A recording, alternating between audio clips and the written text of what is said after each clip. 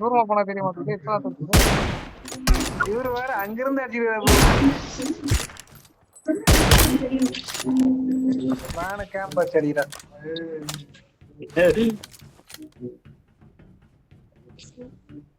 தெரிய மாட்டேங்குது உங்களுக்கு. ஐயா. தெரியுது தெரியுது தெரியுது. பக்கத்துல மாட்டிக்கிச்சு. ஒருத்தர் கீழே சைஸா குதிக்கிறாங்க.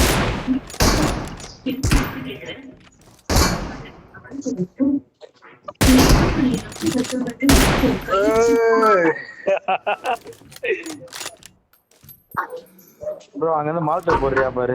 எழுத்து தெரியுதுடா சொன்னீங்களே பச்சை கல்ல. அப்படியா?